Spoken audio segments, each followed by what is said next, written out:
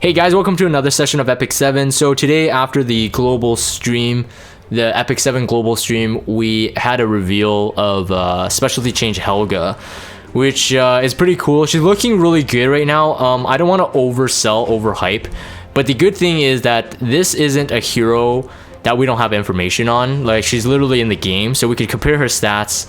We can compare where her stats will be with her skill tree maxed, and we know her damage mods, and we know how much she can increase. So instead of like a new hero, I love how first things first, I love how the Korean developers are actually putting together these like slideshows and these videos to get us really hyped for this.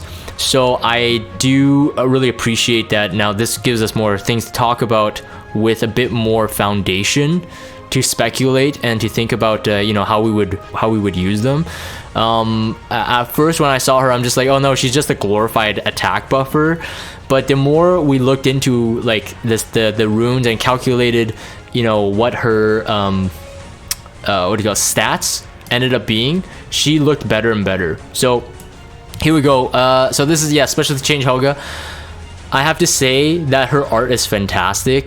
This is really good that even like for 3 stars, they're putting so much love into it.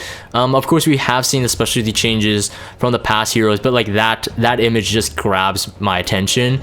I was saying that this has like some kind of Greek, Roman like kind of mythology thing. Someone said like Norse and Viking as well, but she's an elf apparently. Actually, I didn't know she was an elf until the specialty change. You can see the ear there, but yeah, she looks really good in terms of art. So I love that they spend so much time on a 3-star. First things first is her stats. So if you take a look at that, that's a snapshot from the hero journal, at least the left side. So it doesn't look too impressive because this is a 3-star. I did do a comparison on all the 3-star warriors, looking at where her attack falls, and it's mid-range. I mean, of course you got a Gunther as a 3-star. He doesn't count because he's just really OP in terms of just how much attack he has base. But 1000 is good. Like Tieria has about like 800 or something like that. Tieria's specialty change could be interesting, but that's another topic for another time. 1000 is like dead average in terms of a 3-star warrior. Comparing it with like someone like Soul Bad Guy, which is a 5-star Sagittarius warrior, he has about like 150 more attack, so it's not terrible. The HP is slightly low. What she does have going for her is a pretty decent speed. Now she does not have the speed of a 5-star equivalent Sagittarius, so Soul Bad Guy has 119. 114 is slightly slower, but she's still very fast for a warrior. I think they are the fastest warriors now. Looking at all the hero journal, Sagittarius warrior seems to be the fastest. If you don't see, you haven't seen like my videos and other people's videos, like Helga is one of those primary attack buffers for Banshee one-shot. And because she has high base speed, so it's really easy to speed tune her according to the rest of your team. Mine is currently level 50, and I'm definitely going to specialty change her. And again, we're gonna get into it. The defense is slightly low, 518, and her skill tree does not enhance that at all. So that's something we'll talk about. But look at that animation though. I mean, that is taken from the S3. Like, that's awesome. Like I'm literally looking at the screen and it's just like blinding me. So very good animation effects department, of course, as usual for Smilegate. This is the specialty change for the S3. So once you do the specialty change, not talking about the skill tree, of course there's a direct change in one of the skills, right, for all the specialty change heroes. She gets it on the S3, and on the outset, it doesn't really look super impressive. I mean, this is why I kind of skimmed over her at first. I'm like, oh, she gets effectiveness buff. Oh, whoop-de-doo. Originally, it was said like, okay, this will make debuffing Banshee 11 like much easier. If you have a hard time getting the effectiveness up for a defense break or something like that, yes, potentially. But I mean, yes, an additional buff is good. I was hoping, when I did hear about her specialty change, I was hoping for like an attack buff with like some kind of like defense buff, but that would be like getting into Elson territory, and that might be too OP as a support warrior. But eventually I think the effectiveness is okay, and for her it's even better because now she's a pretty good defense breaker. So yeah, so that's the change on the S3. And then here is part of the skill tree. So health rune, you get up to 20% max health. After calculation with the stats that we saw in slide 2 here, right there, so 4,895, you get that 20% there on the base. She gets 5,874 base. Comparing that to a 5-star equivalent warrior, not even Sagittarius, this already exceeds Sagittarius 5-star. So like Soul Bad Guy, for example, has 5,200 base. It's very low. Even on the release of Soul Bad Guy, we're just like, ugh, that's very low. But it's competitive with like Leo warriors. I'm saying Leo warriors for a reason because I'm thinking about like ML Ken, and ML Ken generally, if you want to build him beefy, he would, you know, he has a really high base attack, but he would have like pretty good HP, but he has lower base HP than Helga after the skill tree is maxed here, at least for the health rune. So this means that whatever stats you can get on, minus the attack of course, whatever stats you can get on ML Ken in terms of tankiness, you can pretty much get on Helga. The defense, like I said though, remains low at a 518. It doesn't get any improvements from the skill tree itself, so that's going to be something you'll be fishing for. But at the same time, it makes kind of building her easier in a way that you don't need to really fish for defense stats. Yeah, sure, if you could get her a 1.1, 1.2 defense but really high HP, that will be really good. The effectiveness gets a boost of 25%. She has 0 effectiveness on her innate kit, so that's very nice to have. Again, like I said, with the effectiveness buff, and she can do defense breaks now with a 25 innate effectiveness in her kit. You don't need to fish for that effectiveness in your substats, so that's very, very efficient for building. And you get it's kind of like a Momo kind of thing, effect resistance for all allies, but you get effectiveness for all allies up to 5%. Very nice to have. Do I really need it? Not really, but I'm seeing that these specialty change heroes now are getting very good supportive elements in their skill tree runes. You say like 5% is not much, but I mean 5% can make somewhat of a difference, especially if you're making it past like a certain amount that you need to guarantee a debuff or guarantee an effect resist in Momo's case, for example. This is the next slide here. Sun rune. This is increases. This is an interesting one. You get a critical hit chance buff, so upgrades your critical hit chance rate by 50% if at the start of her turn she gets if she's at max health. All right, so that's for every single turn. Let's cast her for 1 turn. Okay, 1 turn crit rate buff, but every single turn she's at max health, she gets this at 100%. So people are saying that, you know, maybe you could build her with lower crit rate as well, so you can really scale that attack and crit damage. Again, more of her kit to feed that, you know, you don't need to chase a lot of substats. Potentially that's a way to go, but I was saying that, you know, you really did need to mind that you don't want to keep it just at 50 in case you run her into a team where, you know, you might not outspeed them, so you might not get the first turn, stuff like that.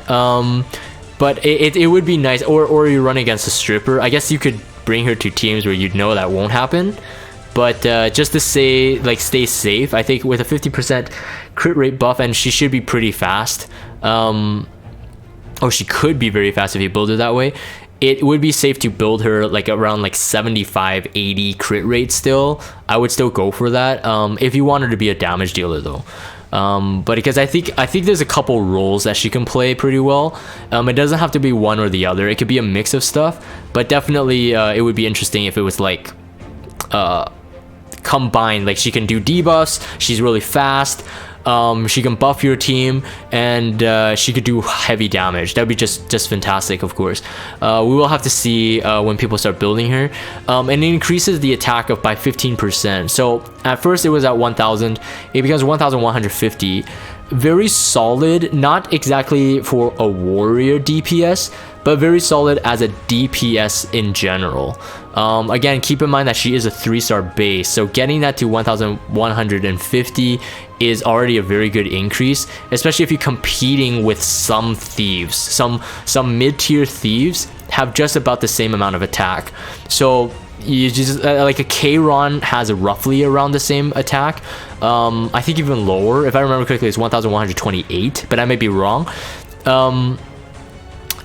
If you could scale Kayron to a certain amount of attack, if you think about it, you could scale her to a pretty decent amount. I think she could easily achieve, with what she needs, 3200 attack, maybe even more, but it depends on your emphasis, of course. And that's it for this one. And then armor rend, so this is the S1. So S1 upgrades pretty much, decreases the defense, in general, decreases the defense for 2 turns, a 50% chance. Okay, 50% chance to defense break for 2 turns on the S1. Very nice one to have. It increases the damage dealt by 10%. It starts off at a 1 times mod, so after this 10% with the skill tree, it becomes a 1.1 times mod on an S1. That's very, very powerful, very powerful. And the order rune here has the decreased defense chance up to 5%. So there's a 55% chance to decrease the defense for 2 turns on the S1. Very nice to have. And like I said, 1.1 times mod is not something to laugh at. It's very high damage for an S1. Plus that you get a defense break out of that too, so that's very cool. An attack chain, this is the S2. Critical hit, okay, this is already in her kit before the specialty change, but a critical hit will extend any buffs granted to the caster by 1 turn. Okay, it's a 2, I forgot what the cooldown is actually, I didn't take a look. This is like 2 or 3 turn cooldown, something like that. It has a 60, now it's an additional now. This is additional skill added to the S2. Alright, additional aspect to it. 60% chance to defense break for 2 turns when using attack chain. So she becomes a pretty potent defense breaker. Now, of course, none of it is at 100% or even at 75-80%. But generally, those are S3 type. Or, you know, in other hero cases, a Soulburn guarantees a stun, for example. Or, sorry, guarantees a defense break, for example. Stuff like that, like Alencia S1 Soulburn is 100% chance to defense break for 2 turns, but Alencia, even without the Soulburn, only gets a 1 turn defense break. So her having it on an S1 at the same rate as Alencia on the S1, and now with the S2 has a 60% chance, it's super crazy. It's super crazy. You get increased damage dealt as well, a 5%. The S2 is at a 1.5 times mod. With the 5% there is a 1.55. It's a minimal increase, but of course every bit helps. Every bit helps with the output damage. Emblem says 2 turns confirmed. Okay, thanks. So that's fantastic. Yeah, so anyone with a cooldown like reduction, she can technically, theoretically, indefinitely increase her her buffs. So we were theory crafting on the stream chat before the recording. Like if you had like what do you call it, SSA's immortality buff, for example, and like even fire Akates to lower the cooldown, she could technically keep extending the buffs. Yeah, so it's pretty cool. It's pretty cool, and you could, I guess you could run creation and destruction on her too, if you don't want the cooldown to even happen. So there's all these little things that you could do with her that seems to be very, very cool, very niche, but when it's usable, it's actually like really usable. So yeah, so that's that. And then the last one here is the Cry of Victory. So this is an additional aspect to the S3. So on her specialty change, she gets the effectiveness buffs for 2 turns, but with the skill tree maxed, she gets a 10% chance to proc for the allies to get an increased attack for 3 turns when using Cry to Victory. So that doesn't change the duration of the effectiveness buff itself, but the attack buff. Now 10% is very low, and the video, the description, the narrator was saying that the 10% is really low, but you know, in a long drawn fight, what he was meaning was in a long drawn fight, you might be able to use this attack buff multiple times, and if you compound that, the chance of you getting a 3-turn attack buff might be there. While the argument is okay, I think a 10% is slightly low, but that's just my opinion. Now, in terms of like builds and what to build her as, I'm not quite sure exactly right now because of the higher speed and the major role as a buffer. I generally think that she should be pretty fast, at least for the rest of your core heroes. Generally pretty fast. Now, whether she needs to be lightning fast to turn cycle, maybe get a defense break, I'm not quite sure. You at least have to allow a stripper or a debuffer to dispel like some people's immunity if you're gonna use her for PvP. I think for PvE, she's absolutely bonkers for PvE. So that's like everything. My S1, S2 defense break for PvE, super good. Attack buff, effectiveness buff, super good for PvE. You don't get stripped a lot in PvE as well. But in PvP, I think with her new stats though, with that kind of high HP, she might be a decently safe choice to bring to a fight. Like if you're gonna bring a tanky buffer, like I think now there's an option to bring her, right? She's a warrior too. She could use Draco Plate for damage mitigation and more damage for herself. She could use so many things that can definitely make her usable. Someone was saying that she could probably use Border Coin too if you want that attack. Because she has lower base attack, I probably wouldn't run a Border Coin. Plus you have to cycle it way quicker. Where Sirmia, because she resets her own like non-attack skill, she can stack her Border Coin a lot faster. Oh, okay, wait. Emblem says El's Fist could be interesting because attack and speed buff. Oh yeah, because she'll probably get stripped. That's very interesting too. Yeah, because already high base speed.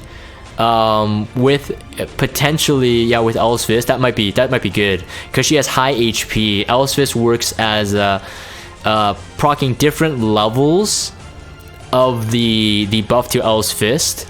I think it's up to 40 or 50%, actually 50% attack, 50% speed, but you have to be at a certain HP threshold. The more HP you have, the easier to trigger the El's Fist effectiveness levels, so to speak, like how effective it is, without putting your warrior at risk. So that's very, very good. Yeah, El's Fist is good too. Yeah, I think there's a lot. People are saying the counter set might be good.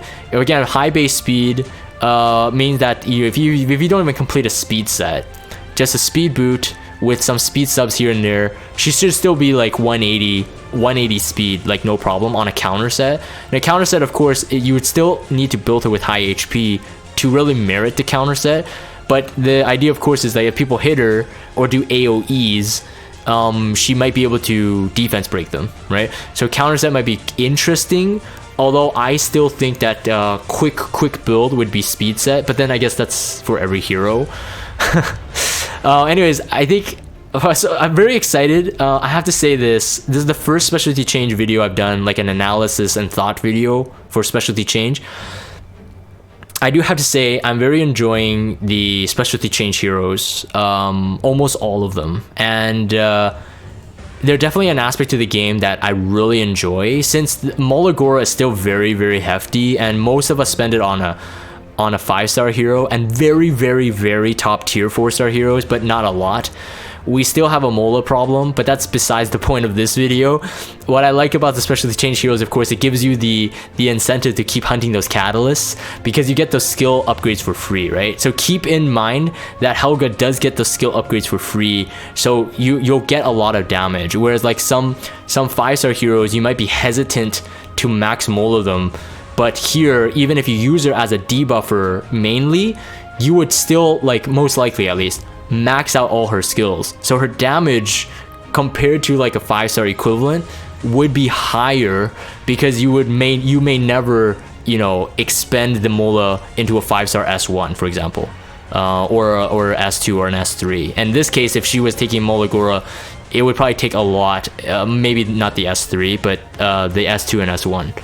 Anyways, that's my thoughts on this. Very excited. This is coming next week. I think it's February 20th. That's what they said. So next week, around the same time, we're gonna get her specialty change. Hoping it's a good one, a very quick one, and hopefully I can showcase her sometime. So I'm gonna end this for the video recording sake. If you guys have Discord, check out the Discord server, follow me on Twitter, subscribe to YouTube if you haven't. As always, thank you guys for watching, and I will see you guys next time.